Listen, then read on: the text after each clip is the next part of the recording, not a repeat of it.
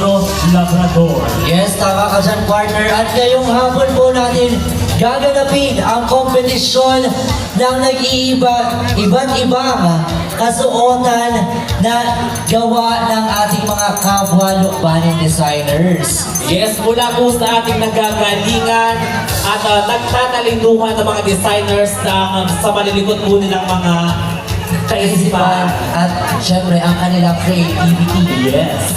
Ayan, at syempre partner, wag na natin patagalin pa ang ating programa dahil alam ko, nag-aabang din sila sa ating Grand Parade. Maya-maya lamang din po yan. At syempre, para po magbigay sa ating kanyang mensahe, tinatawagan po natin ang ating napakagaling at napakasipag na Municipal Tourism Officer. Walang iba kundi si Ma'am Maria Jennifer Babay.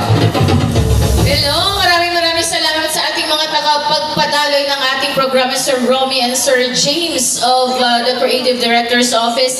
Mabuhay po sa lahat at welcome po dito sa aming Yanong Rikit, Baling Gandang Bayan, the home of Pahiyas Festival and the most colorful harvest festival in the Philippines. Alam niyo po ba na kayo po'y napakaswerte at andito kayo ngayon at binibisita nyo ang awarded as the most or the best religious festival that was awarded by the Association of Tourism Officers of the Philippines sa Sultan Kudarat. Palakpakan naman natin ang San Isidro Pahiyas Festival. Siyempre, yan ay sa pasasalamat sa patron ng mga magsasaka ni San Isidro Labrador. So, welcome po sa ating Parikitan 2025.